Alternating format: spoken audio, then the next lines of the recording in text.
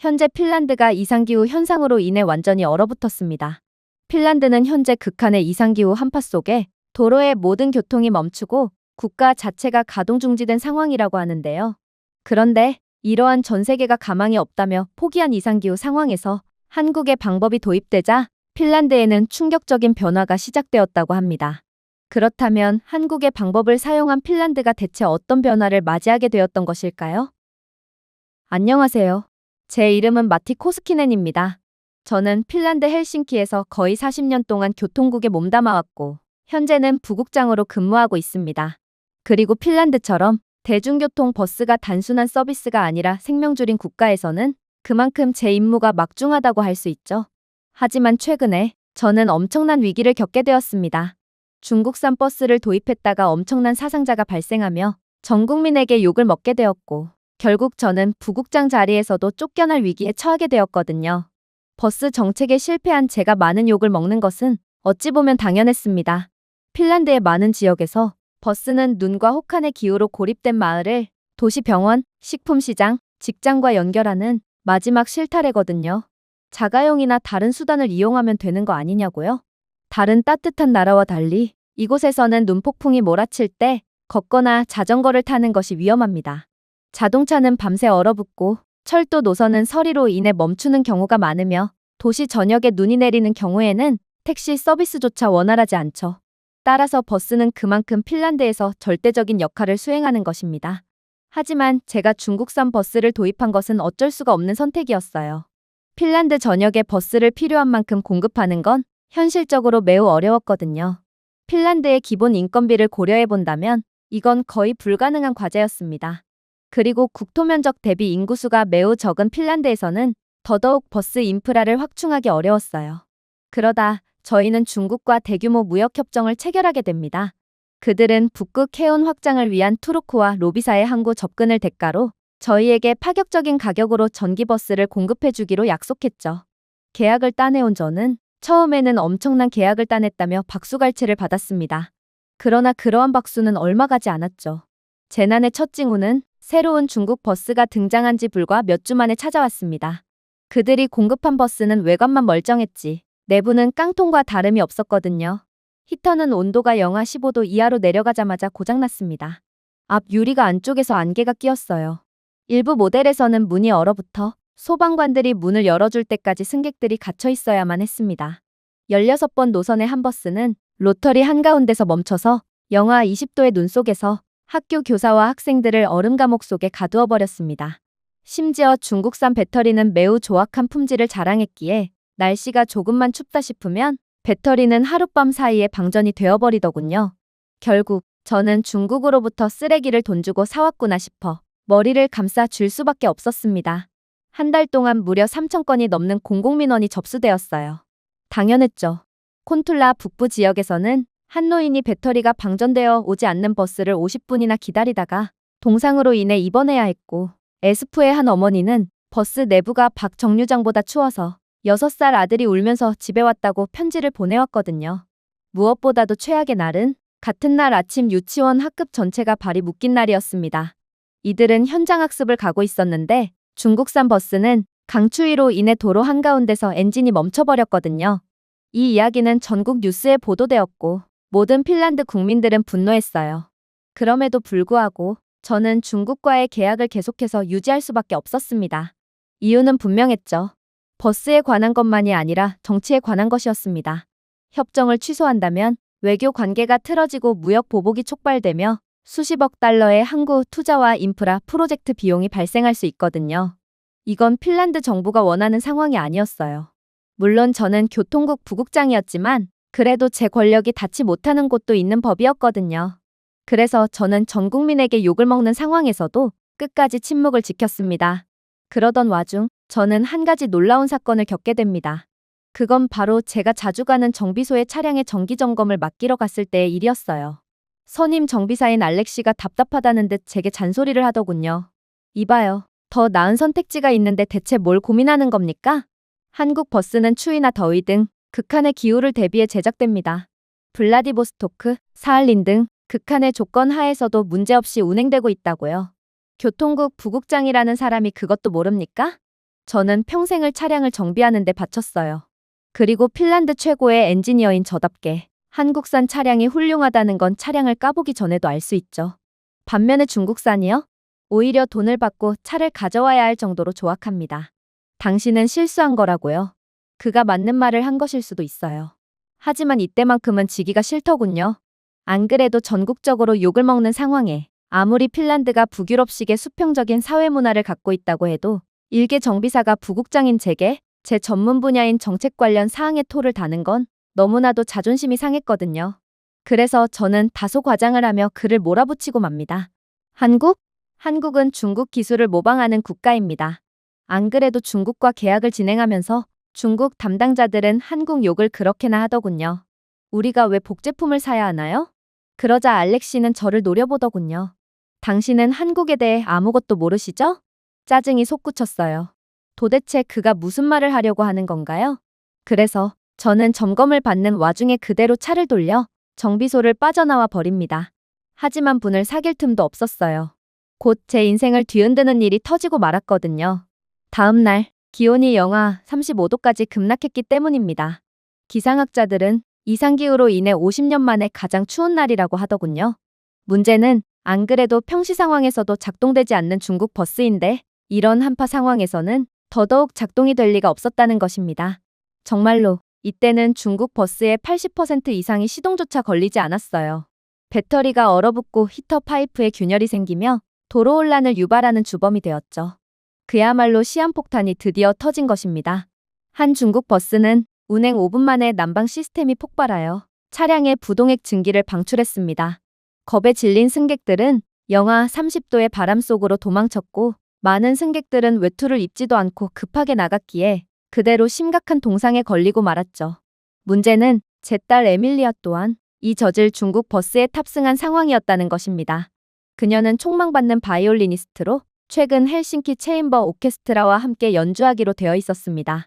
그리고 그날 아침 에밀리아는 시내에 리허설을 하러 가고 있었어요. 에밀리아는 티쿠릴라 근처에서 중국 전기 버스에 탑승했는데 문제는 탑승 10분 후 차량은 교차로 중간에 있는 다리 위에서 배터리 고장으로 멈춰버렸다는 것입니다.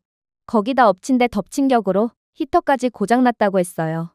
비상도어는 응답하지 않았고 에밀리아를 포함한 승객들은 최악의 한파 속에 얼음 감옥에 갇히고 만 것입니다. 에밀리아는 그곳에서 구조대가 오기까지 40분 동안 갇혀 있었어요. 마침내 구조대가 도착해 수동으로 문을 열었을 때쯤 2명의 승객이 기절한 상태였고 에밀리아는 손가락 끝이 부어있고 보라색으로 되어 있었다고 하더군요. 즉, 제 딸은 동상에 걸렸던 거였고 이는 음악가로서의 경력의 마침표와 다름이 없었습니다. 저는 연락을 받자마자 곧바로 딸이 입원하고 있다는 병원으로 향했습니다. 의사는 회의적인 시선을 보내더군요. 어쩌면 신경이 영원히 회복되지 않을 수도 있다는 청천벽력 같은 소리를 해왔어요. 정말 하늘이 무너지는 것 같았습니다. 제가 수입한 중국산 버스 때문에 제 딸의 커리어까지 망가지다니요. 그러나 이러한 저 자신에 대한 분노와 슬픔도 잠시 저는 또다시 전 국민의 융단 폭격을 맞고 정신을 못 차리게 됩니다.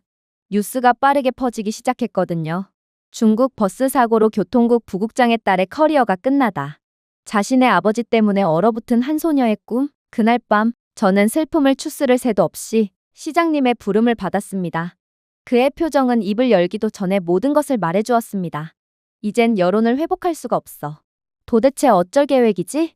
저는 방어할 방법이 없었습니다. 인정할게요. 중국이 제시하는 숫자를 고지곳대로 믿었던 건 분명 제 잘못이었어요. 하지만 저는 제 실수를 보고했음에도 당신은 정치를 이유로 중국의 공급망을 포기하지 않았어요. 이제 와서 저더러 뭘 어쩌라는 겁니까? 제가 중얼거렸습니다.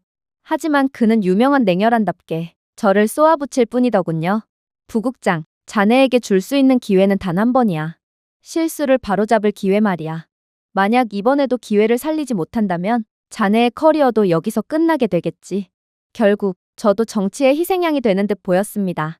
제 중국 버스 철회 요구를 묵살한 건 그들이었음에도 제가 모든 것을 독박을 쓰게 되겠죠. 다음 날 아침 저는 정부청사 밖에서 시위 표지판을 보게 되었습니다. 부국장이 모든 동상자의 치료 비용을 지불하라. 난방기의 땔감으로 장작이 아니라 부국장을 사용하자. 하지만 그 무엇보다 참을 수 없었던 건 따로 있었어요. 제 사무실 안에는 편지와 이메일이 넘쳐났는데 제겐 메시지 하나만 읽혔거든요. 당신의 딸은 그나마 운이 좋았어요. 하지만 제 딸은 운이 없었죠. 저는 누군가의 소중한 딸을 허망하게 보내야만 했던 것입니다. 그날 밤, 저는 사무실의 차가운 침묵 속에 홀로 앉아 바이올린을 들고 있는 에밀리아의 액자에 담긴 사진을 바라보고 있었습니다. 제 경력에서 처음으로 저는 단순히 잘못된 것이 아니라 패배감을 느꼈습니다. 그 주 동안 얼어붙은 것은 제 평판뿐만이 아니었습니다. 제 수십 년의 경험만으로도 충분하다는 확신, 자부심, 믿음은 오만일 뿐이었음이 드러났습니다. 제 모든 경력이 부정당하는 것 같았죠. 그러나 쥐구멍에도 벼뜰 날은 있었습니다. 알렉시가 예고 없이 도착한 것은 일요일 저녁이었습니다. 그는 추위로 인해 뺨이 붉어진 채로 2개의 무거운 바인더를 겨드랑이에 끼고 있었고 눈은 여전히 부츠에 달라붙어 있었습니다. 저는 주방 식탁에 앉아 지난주에 발생한 중국산 버스의 고장, 딸의 입원, 대중의 분노 등 피해 신고를 조용히 처리하고 있었어요. 제 차량에 문제가 있어서 그런가 싶어 문을 열어주었더니 그는 당차게 저희 집 안으로 들어오더니 우리 얘기 좀 하자라고 말하더군요. 고개를 들었습니다. 지금은 아니야, 알렉시. 아니요, 바로 지금이에요. 그가 제 허락도 없이 의자를 꺼내며 대답했습니다. 그는 바인더 중 하나를 열고 페이지를 가리켰어요. 현재 야쿠츠크에서 운행 중인 현대 버스의 온도 반응 차트입니다. 당신도 야쿠츠크에 대해서는 알 것 아니에요? 평소에는 영하 40도로 떨어지는 극한의 추위를 자랑하는 곳이죠. 그런데 그런 지옥에서 이번 겨울에는 대중교통 버스의 차량 히터 관련 고장이 전혀 없었답니다. 한국산 버스를 도입하고서 나온 기적 같은 수치죠. 저는 단호하게 말했습니다. 그건 현실이 아니에요. 제발 말도 안 되는 소리 좀 하지 마세요. 그는 들은 척도 안 한 채로 페이지를 넘겼습니다. 이것이 현실입니다. 몽골에서는 20년 된 한국 버스를 도입했는데 영하 36도 기온에서조차 실내 온도를 22도로 유지했더군요. 그래서 지금 한국 버스를 도입하자고 말하고 싶은 겁니까? 네. 그는 흔들림 없이 말했습니다. 한국은 사람을 위해 만드는 국가기 때문이죠. 한국 버스는 여분의 히팅 루프, 추위에도 무너지지 않는 딥사이클 배터리, 바닥 패널의 3중 단열재로 설계되었습니다. 차량 관련 기술자라면 모두가 알고 있어요. 한국의 기술력은 이미 전 세계 최고 수준이라는 것을 말이죠. 저는 한숨을 쉬었습니다. 알렉시, 나는 이미 수십 년 동안 이 일을 해왔어요. 스웨덴산 자동차, 독일산 자동차, 심지어 초기 일본산 하이브리드도 다뤄봤죠. 한국은 그저 모조품을 만들고 혁신인 척 하고 있을 뿐입니다. 그는 얼굴을 찡그렸습니다. 그건 40년 전의 일입니다. 당신은 아직도 20세기에 갇혀 있나요? 그러면서 추가타를 집어넣으며 저를 숨막히게 했죠. 당신이 중국을 선택한 것은 중국이 할인을 해주고 정치적 특혜를 약속했기 때문입니다. 그러나 한국은 정치를 하지 않아요. 그들은 자신들이 만든 기계가 직접 증명하도록 내버려두죠. 저는 그저 한숨을 쉴 뿐이었습니다. 그간의 일들로 너무 지쳤거든요. 기계는 말을 하지 않아요. 이제 그만 말하고 싶으니 그냥 돌아가세요. 제가 대답했습니다. 그는 잠시 멈춰서 저를 한심하다는 듯 쳐다보았습니다. 당신이 그러고도 교통국 부국장이야? 당신은 핀란드의 수치야. 이제 제발 현실로 돌아오라고. 그는 제 대답을 기다리지 않았습니다. 알렉시는 실망스럽다는 표정을 지으며 코트를 다시 입고 아무 말 없이 문을 나섰거든요. 저는 그가 남겨두고 간 바인더를 바라보며 혼자 남았습니다. 표지에는 빨간색 밑줄이 그어진 인쇄된 인용문이 있었어요. 무역이 아닌 신뢰를 위해 구축된 기술. 그리고 저는 눈을 감았어요. 며칠 후, 저는 인천공항에 도착했습니다. 솔직히, 제겐 딱히 선택권이 없기도 했어요. 목을 쳐달라고 모가지를 길게 내빼고 있을 바엔 그냥 뭐라도 하는 게 훨씬 나았죠. 그래도 여전히 희망이나 기대 따위는 없었습니다. 하지만 도착 터미널에 들어섬과 동시에 저는 이상한 망설임을 느끼게 됩니다. 인천공항의 공간은 마치 공상과학 영화 속의 무언가처럼 눈앞에 펼쳐졌거든요. 곡선 유리와 엔지니어드 스틸의 광활한 물결인 천장은 자연광으로 홀을 가득 채웠습니다. 실내 기온은 덥지도 춥지도 않게 완벽하게 균형을 이루고 있더군요. 분명 이곳은 수많은 인파로 가득한 유명 공항이었지만 전혀 답답하지 않았어요. 그야말로 최적이었습니다. 처음에는 중국과 마찬가지로 보여주기식 인프라일 거라고 생각했던 스마트카트는 제가 경로를 입력하자 자율적으로 길을 안내해 줌과 동시에 제 여행 가방도 함께 옮겨주었어요. 제 위에는 투명 OLED 비행보드가 아키텍처에 매끄럽게 내장되어 있는 것이 보였습니다. 불안정한 전력망 공급으로 인한 깜빡임도 없었어요. 실시간으로 업데이트되고 다국어 시스템과 모션 인식 시스템이 탑재되어 있기에 손을 들어 가리키면 인터페이스가 바뀌었습니다. 심지어 비인기 언어인 핀란드어도 제공하더군요. 하지만 더욱 충격적이었던 점은 따로 있었습니다. 저는 곧 이번에 저를 현대 스마트 팩토리로 안내해줄 박지연이라는 젊은 여직원을 만나게 되었는데 그녀는 감탄하며 공항을 둘러보는 제게 놀라운 말을 해오기 시작했거든요. 이 공항의 모든 구역은 미세기후 AI로 매핑되고 있어요. 천장, 바닥, 심지어 벤치에도 있는 센서가 온도 변화, 인체 밀도, 공기 흐름을 감지하죠. 이 시스템은 특정 지역이 혼잡해질 시기를 예측하고 환기, 조명, 심지어 향기까지 자동으로 조정합니다. 향이요? 제가 물었습니다. 네. 그녀는 마치 공상과학에서나 나올 법한 기술을 너무나도 당연하다는 듯 말했습니다. 공항 이용객들의 비행 스트레스와 시차 스트레스를 줄이기 위해 지역별 에센셜 오일이 함유된 확산형 마이크로 가습기를 사용합니다. 유럽인을 위한 라벤더, 일본인을 위한 히노키, 신경학적 승객 경험 디자인의 일부죠. 한국의 인천공항이 괜히 전 세계 만족도 1위가 아니라니까요. 이곳은 공항이 아니었습니다. 하나의 거대한 신경계였죠. 인천공항에 AI 청소 로봇이 지나갈 때 저는 바닥 패널이 미묘하게 빛나고 그 뒤에 소독용 안개를 뿌리는 것을 보았습니다.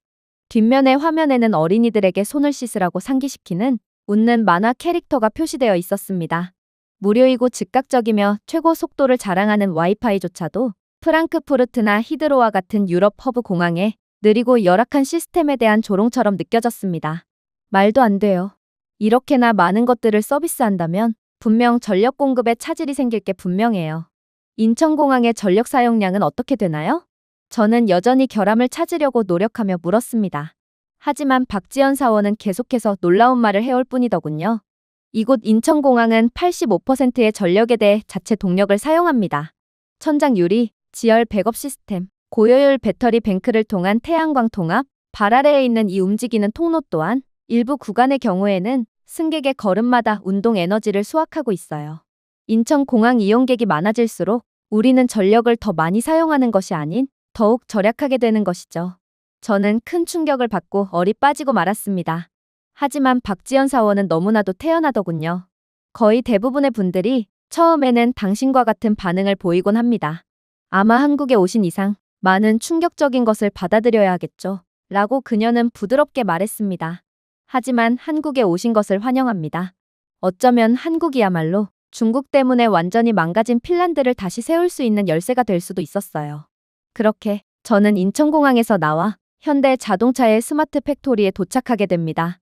수십 대의 버스가 일정한 대형으로 줄을 서고 있었어요. 하지만 조금 실망스럽더군요.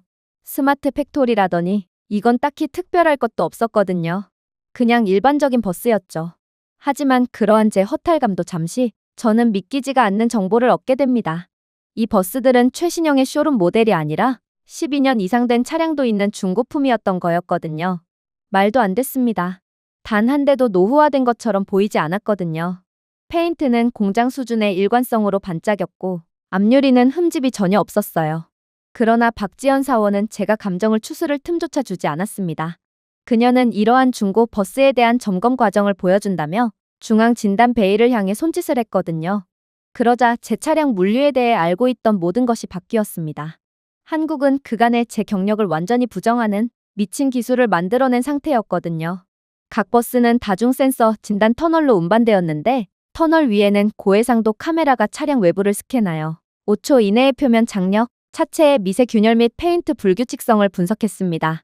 그 아래에는 서스펜션 불균형을 0.5mm까지 식별하는 무게 분포 센서가 여러 개 있었죠.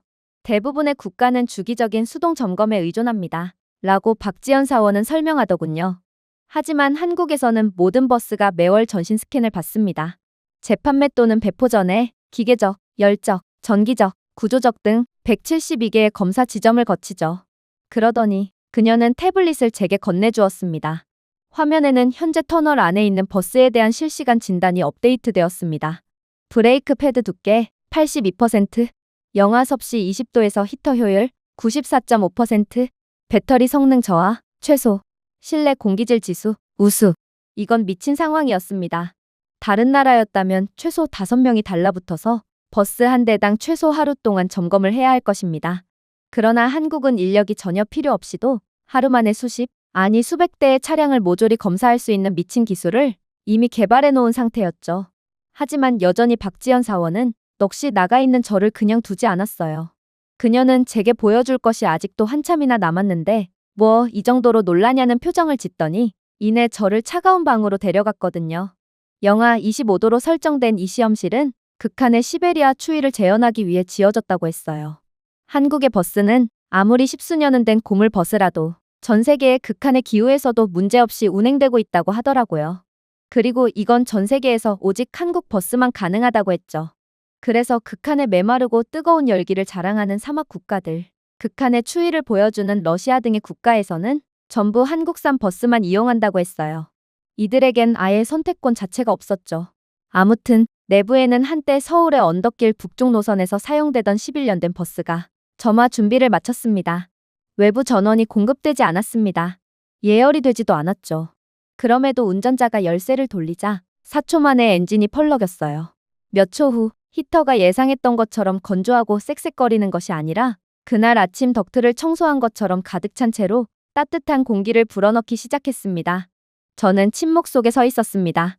제 머릿속에는 완전히 다른 이미지가 떠올랐어요.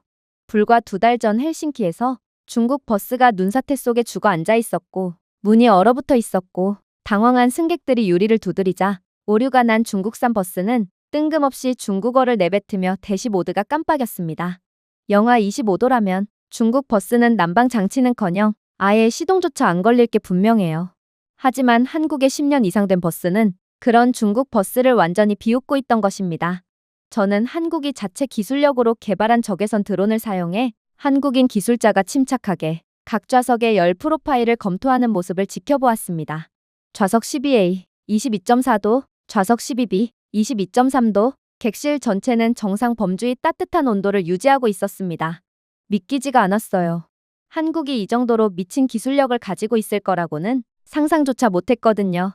이건 전통적인 자동차 강국인 독일이나 일본조차 완전히 짓밟아버리는 충격적인 퍼포먼스였습니다. 그래서 저는 다시금 회의적인 말을 건넸습니다. 이 정도 수준의 세부사항은 실제로는 제공되지 않을 게 분명해요. 중국도 수치상의 기술 퍼포먼스는 훌륭했어요. 그러나 실제 받아본 차량들은 죄다 고물들이었을 뿐이죠. 그러나 이러한 제 다소 무례한 발언에도 박지연 사원은 그저 미소를 짓더라고요. 한국에서는 기술과 공공 서비스를 분리하지 않습니다. 한국에서 버스는 단순한 기계가 아니에요. 목숨을 가진 사람을 옮기는 중요한 교통수단이죠. 저희는 반드시 핀란드까지 약속을 옮길 것입니다. 그 문구는 제가 예상했던 것보다 더 깊이 와닿았습니다. 저는 회의실을 나서면서 핀란드에서도 한국의 스마트 팩토리에서 봤던 것처럼 데이터를 즉각적으로 관리할 수 있는지를 물었습니다. 그러자 박지연 사원은 당연하다는 듯 고개를 끄덕이더군요. 실제로 태블릿 하나로 버스의 엔진 상태, 배터리 수명, 온도, GPS 좌표, 심지어 승객 밀도까지 한눈에 확인할 수 있었어요. 심지어 한국의 기술력은 히터의 성능 저하 징후가 나타나면 무음 경보를 발령하여 선제적인 정비 출동을 유도하기까지 했죠. 그러나 박지연 사원이 추가적으로 내뱉은 말은 제 심금을 울렸습니다. 그러나 긴급 기능은 거의 사용할 일이 없을 거예요. 저희는 승객이 느끼기 전에 문제를 해결하거든요. 그것이 차이점이었습니다. 한국은 단순히 더 나은 버스만 만든 것이 아닙니다. 진정으로 사람을 위하는 인간적인 버스, 그야말로 이상적인 기술력을 구현했던 것입니다. 그렇게 저는 헬싱키로 다시 돌아왔어요. 제겐 단 한 번의 기회만이 남아있다는 것을 알았지만 딱히 긴장이 되거나 걱정이 되진 않았어요. 한국에서 본 열 센서, 무소음 히터, 지능을 가진 기계의 모습은 대중교통 기술에 대한 제가 믿었던 모든 것을 산산조각 냈거든요. 한국이 아니라면 그 어떤 국가도 핀란드의 문제를 해결할 수 없을 게 분명했어요. 저는 곧바로 시베리아의 한국 버스 도입 사례 연구, 열 분석 그래프, 예측 유지보수 비교, 평생비용 예측 등 전체 보고서를 작성했습니다. 저는 나란히 사진을 첨부했습니다. 영하 35도 날씨의 영상 22도를 유지하는 한국 버스 객실. 반면에 영하 5도에서도 서리로 뒤덮인 또 다른 중국 버스. 비상문이 중간에 얼어붙은 모습을 첨부했죠. 다음 날 저는 헬싱키시 교통위원회 앞에 섰습니다. 블라디보스토크의 승객들이 영하 40도의 바람 속에서도 한국 버스에서 편안함을 느끼며 극찬을 하는 동영상을 본 의원들은 제가 처음 한국 버스를 봤을 때처럼 기겁을 하며 현실 부정을 하더라고요. 하지만 여기까지였습니다. 한국 버스는 분명 훌륭했지만 정치의 한계에 가로막혀 버렸죠. 재무 책임자는 팔짱을 끼웠습니다. 현대의 단가는 중국 버스에 지불한 비용의 거의 2배에 달합니다. 유지보수 비용을 절감하더라도 정치적으로 방어할 수는 없습니다. 그만큼 세금을 더 써야 하니 국민들의 반발이 클 거예요. 부시장은 중국 영사관과 양해각서를 체결했습니다. 버스 조달을 한국으로 옮기는 것이 목격되면 중국은 로비사 항구 확장에 대한 관세를 들이밀며 우리를 위협할 것입니다. 그저 히터 몇 대 고장난 걸로 무역 동결을 감수할 수는 없어요. 라고 냉정하게 덧붙였습니다. 몇 개의 히터. 저는 그 말에 가슴이 타들어갔습니다. 그러면 또 다른 학생이 영하 30도에서 멈춰버린 버스에 갇히면 어떻게 되나요? 저는 물었습니다. 그녀의 부모님께 고작 딸 하나를 위해 수입세를 조금 더 낼 가치는 없었다고 말씀드려야 하나요? 방안에 정적이 감돌았습니다. 그리고 저는 분위기가 제게로 넘어온 틈을 타 비장의 무기를 꺼냈죠. 세 번째 옵션을 제안하겠습니다. 저는 천천히 그들의 눈을 훑어보며 말했습니다. 중국 버스를 지금 당장 완전히 대체하자는 뜻이 아니에요. 일부만 시범 운영해보고 시민들이 한국 버스와 중국 버스 중에 선택을 하게끔 하자는 것입니다. 의원들은 눈을 깜빡였습니다. 이건 생소한 제안이었거든요. 한국은 저희 핀란드의 중고 버스를 저렴하게 대여해 줄 수 있다고 했습니다. 새 버스가 아니에요. 그리고 구매하는 것도 아니죠. 가격 부담은 전혀 없을 것입니다. 저는 그들에게 잠시 생각할 시간을 주었다가 다시금 펀치를 날렸습니다. 우리는 중국과 싸울 필요가 없습니다. 한국을 선택한다고 발표할 필요도 없죠. 그냥 우리는 과학을 선택하면 되는 것입니다. 생존. 이 테스트가 헤드라인을 장식할 것입니다. 대중들이 원하는 대로 선택하면 되는 거예요. 정치가 아니라는 말입니다. 긴 침묵이 이어졌습니다. 이건 아무리 봐도 핀란드 측이 손해볼 것이 없었어요. 시장은 마침내 몸을 앞으로 숙였습니다. 얼마나 빨리 시작할 수 있나요? 일주 후에요. 제가 약간 허세를 부리며 말했습니다. 아마도 더 빠를 거예요. 한국 측에서는 일주일 후라고 했지만 이들은 원래 1개월을 부르고 2주 만에 공급을 완료하는 나라고 일주일을 부르고 3일 만에 모든 것을 준비해주는 괴짜 같은 나라니까요. 그렇게 제 모든 것을 건 프로젝트는 시작되었습니다. 하지만 결론적으로 시기가 매우 안 좋았어요. 한국 버스의 파일럿 테스트는 화요일 아침에 시작될 예정이었지만 그 주에 핀란드는 역사상 최악의 눈폭풍에 휩싸였거든요. 마침내 한국산 버스가 운행되던 날 기온이 영하 37도까지 급락했습니다. 강풍이 시속 60km로 수도를 휩쓸었어요. 24시간 동안 눈이 82cm에 달해 교통이 마비되고 교외의 임시 버스 대피소가 무너졌습니다. 오전 6시가 되자 비상통신센터는 적색 경보로 불이 켜졌습니다. 95% 이상의 대중버스가 시동에 걸리지 않았습니다. 그러나 이번에는 중국 버스만의 문제가 아니었어요. 심지어 독일산 디젤 백업버스도 연료 라인이 얼어붙어 그대로 멈춰섰거든요. 그야말로 교통 대재앙이었습니다. 도로에 있는 모든 기계들이 얼어붙었죠. 하지만 오직 초록색 버스만은 멀쩡했어요. 서울 버스에 10년 된 유닛으로 새 타이어와 간판만 개조한 버스였습니다. 대중교통으로 위장한 탱크처럼 한국 버스는 손대지 않은 눈 속을 동력으로 달렸습니다. 내부 실내 온도 7분 이내에 영상 24도. 모든 히터가 작동했습니다. 브레이크액이 고르게 순환했어요. 30분 후 한국산 버스 19대가 더 뒤따랐습니다. 헬싱키의 나머지 중국산 함대는 마비된 시신처럼 차고에 앉아 있었지만 이 20대의 초록색 한국 차량은 놀랍도록 안정적으로 부드럽고 따뜻하게 움직였습니다. 오전 8시까지 한국 버스는 이 도시에서 유일하게 운행되는 공용 차량이었습니다. 소문이 퍼진 특정 정류장에는 군중이 형성되기 시작했습니다. 사람들은 말 그대로 도로 한가운데 얼어붙은 택시를 버리고 무릎까지 오는 눈속을 걸어 한국이 조종하는 정류장에 도착하고 있었습니다. 소셜미디어가 폭발적으로 증가했어요. 한 고등학생이 업로드한 동영상에는 한국 버스에 올라타면서 숨결이 공중에서 결정화되는 모습이 담겨 있었습니다. 여러분, 이 버스 안은 25도입니다. 밖에서는 얼굴이 보이지 않지만 이 버스의 내부만큼은 호텔 로비처럼 편안하게 느껴져요. 이 영상은 12시간 동안 240만 번 조회되었습니다. 정오가 되자 전국 방송사들은 이 현상을 보도하기 위해 정규 프로그램을 중단했습니다. 아직도 운행 중인 유일한 버스, 북극의 혼란을 극복한 한국 기술, 특히나 감동적인 이야기 중 하나는 오후 3시에 전해졌습니다. 반타시의 한 젊은 어머니가 분만에 들어갔지만 병원에 도착하지 못했어요. 모든 구급차가 지연되었고 모든 차량이 멈췄거든요. 하지만 한국의 버스가 시의 긴급 출동을 통해 AI 내비게이션으로 경로를 변경했고 결국 엄마는 무사히 병원에 도착하여 아기를 안전하게 출산할 수 있었습니다. 그날 저녁 헬싱긴 사노마트의 일면은 하나의 헤드라인을 장식했습니다. 대한민국이 오늘 우리의 미래를 구했습니다. 중국 버스를 도입한 후 언론의 융단 폭격을 맞았던 저였기에 이 헤드라인을 본 저는 그대로 주저앉을 수밖에 없었습니다. 이후 저는 운영실에 서서 시 공무원, 엔지니어, 대중교통 직원들에 둘러싸여 회색 장애물이 있는 들판에서 깜빡이는 녹색 아이콘이 20개만 표시된 실시간 GPS 대시보드를 바라보고 있었습니다. 모두 한국 버스였어요. 시장은 거의 혼잣말처럼 속삭였습니다. 어떻게 이런 일이 가능하죠? 저는 판매하기 위해 만든 것이 아니기 때문입니다. 인류를 위해 만든 것입니다. 라고 대답했습니다.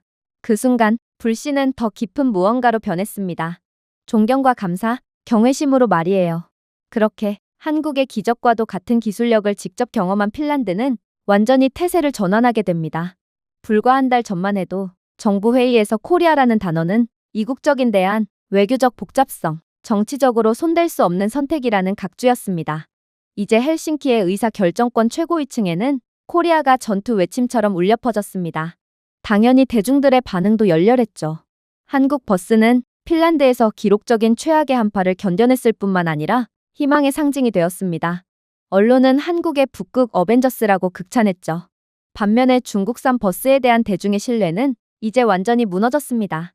헤드라인을 장식하던 질문은 간단했어요. 왜 한국 버스를 더 많이 수입하지 않을까요? 여론이 돌아서자 이젠 핀란드 정부도 국제정치 타령을 할 때가 아니었어요. 애초에 국제정치가 아니더라도 한국 버스는 도입 자체만으로도 막대한 이익과 기회를 가져다주는 존재였기에 핀란드는 결국 파격적인 결정을 내리게 되죠. 그건 바로 4천억 규모의 한국 버스 수입이었습니다. 표면상으로는 모든 고위험 도시 노선을 위한 완전한 차량 현대화였지만 이건 그냥 중국산을 버리고 한국산으로 대체하겠다는 의도였습니다. 심지어 이는 단일 외국 제조업체와의 핀란드 역사상 가장 큰 운송 계약이었으며 국가 조달 정책의 역사적인 변화의 시작이었습니다. 당연히 저항이 있기는 했어요. 외교 고문이 즉시 문제를 제기했거든요. 중국 대사는 이미 비공식적인 경고를 보냈습니다. 경제적 보복이 있을 것입니다. 또 다른 발언자가 말했습니다. 우리는 투르크와 로비사 항구 개발 프로젝트에서 보복을 감수하고 있습니다. 이것이 정말 중국과의 10년간의 신중한 외교를 해체할 가치가 있을까요? 저는 숨을 들이쉬었습니다. 그러고 나서 대답했습니다. 분명히 말씀드리겠습니다. 이건 정치적 제스처가 아닙니다. 도덕적 제스처입니다. 시민들이 거리에서 얼어붙을 때 한국은 그저 말이나 허세를 보내지 않았습니다. 한국은 실패하지 않는 버스의 형태로 따뜻함을 보냈습니다.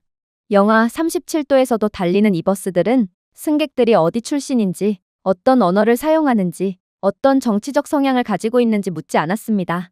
그들은 그저 움직였고 결과적으로는 생명을 구했습니다. 저는 계속했습니다. 중국은 우리에게 가격을 주었습니다.